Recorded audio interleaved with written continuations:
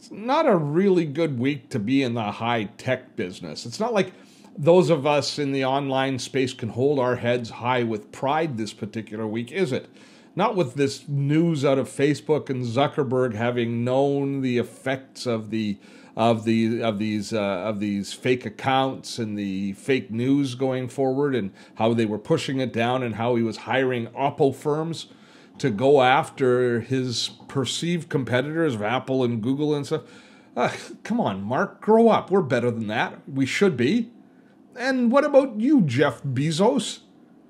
This charade of a headquarters 2, headquarters 3, going around and getting hundreds of cities to spend taxpayer money to woo Amazon to open their new headquarters in their cities. And at the end of the day, what does Jeff and Amazon choose? What does he choose? We all know what he chooses, but he chooses New York and Washington. So now they've got Seattle, New York, and Washington. I got no problem with it. I have zero problem with them choosing New York and Washington. I know Jeff has zero problem because he has a home in each one of these jurisdictions, which I believe is the reason that they chose the headquarters there.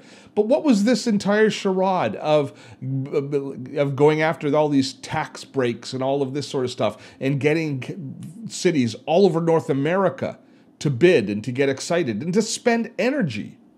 You just stole from us all.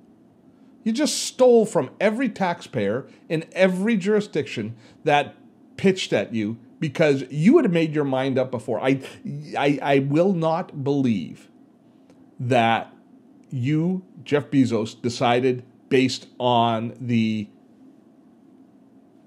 true legitimacy of the offers. It came down to where you wanted to live, where you and your wife want to live. And you have a home in New York, you have a home in Washington, you have a home in Seattle, and the average distance to your new headquarters, to each of your headquarters buildings from your homes, is 6 miles. What a farce. What a charade. Yes, it's not a week that we're proud of how the high tech in the online world is treating the rest of the world. Okay, got that off my chest. I feel better. What do you think about it? Do you think it was legit? Are you kind of pissed, as I am? I'd love to hear from you. Tell me in the comments. It's worth a conversation. Of course, I'll still order from Amazon. I mean, I completely have situational ethics as far as this is concerned. It's not going to stop me from placing my next order with them. So yeah, it's not really having much of an impact. But keep it up. Keep it up. You never know what's going to happen. So I wanted to talk to you about something rather serious today. That's pretty serious too, but I wanted to talk to you about another serious thing, which I've been thinking a lot about. I don't know why I've been thinking about it now. But there's this insidious thing. It's a term that I only began to hear a year ago. Now, you probably heard it long before I did. But I've only heard it for the last year or so. But as soon as I heard it, oh my goodness, how it resonated with me.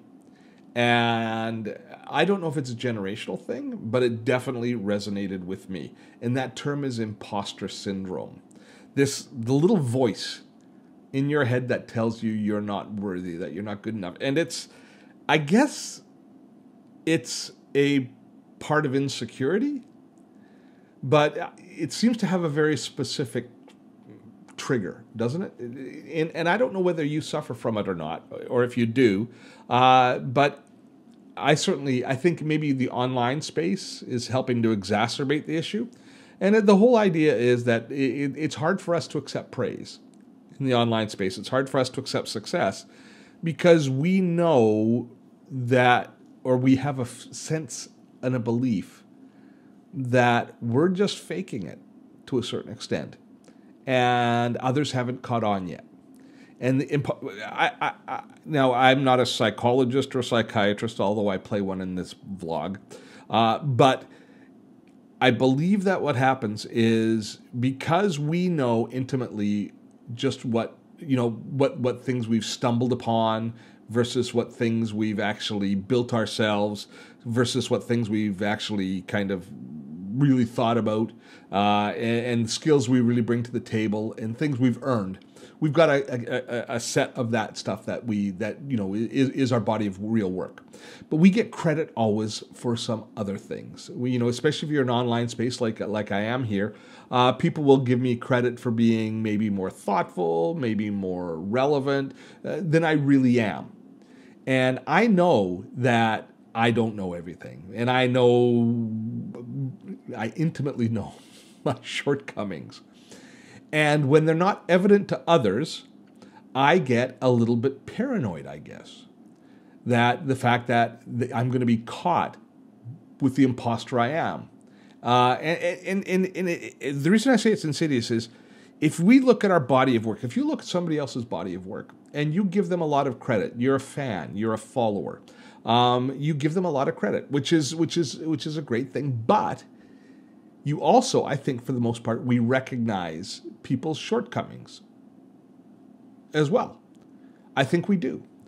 But I think most of us are willing to overlook some of the shortcomings because we recognize the value of the general body of work that they bring to the table. Impostor syndrome is us hyper-focusing on that small area that we really aren't worthy in and letting that become more relevant than our real work.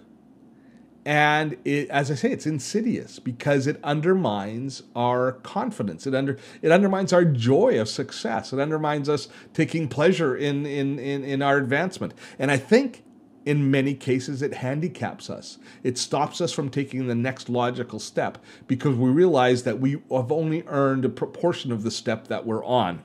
And I wonder if it is generational. I'm not sure millennials suffer as much from it. At least I don't seem to see it in them as much. Mind you, I'm not as in tune with what they're thinking, I suppose.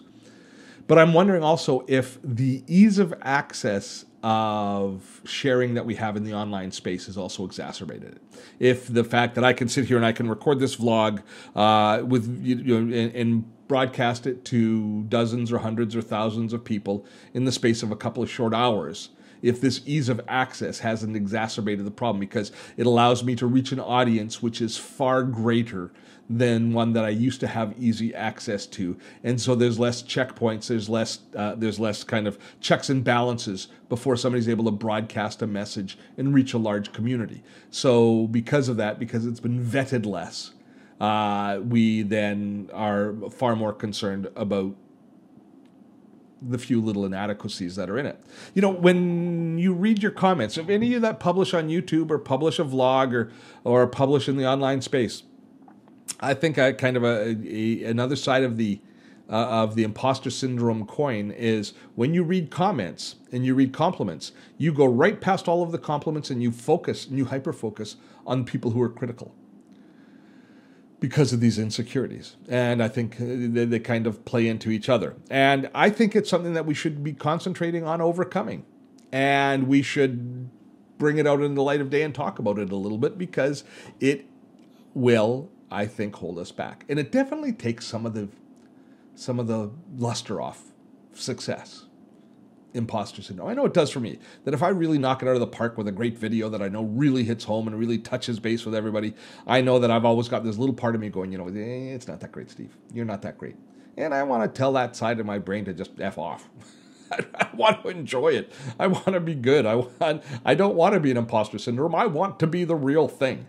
But alas, it's persistent. It just has to be squished down from time to time. So maybe shedding a little light on it. Maybe it doesn't like light being shed on it. So maybe this conversation is going to help us all and overcoming our own little bits of imposter syndrome. So that's our talk for today. I'd love to know what your thoughts are and if you suffer from imposter syndrome or if you see it in others, or what do you think the genesis of it is? Where do you think it came from? Is it something that's fairly new? I don't know if I felt it when I was younger. I can't remember. It seems a long time ago. I'm sure I had it because I was more of an imposter then than I am now. I'm sure of that fact, that I'm better now today than I was back then. So really, if I am an imposter now, I was an absolute, I was worse back then. Love to hear your thoughts on it. Comment below. And if you find this vlog to be valuable, interesting, and entertaining, share it with your friends. Viral growth is the only way we're going to grow with this vlog, and I'm trying to get it out there to more baby boomers, more Gen Xers, more people who want to remain relevant in the digital age. That's what this is all about. Till next time, I'm Steve Dotto. Have fun storming a castle.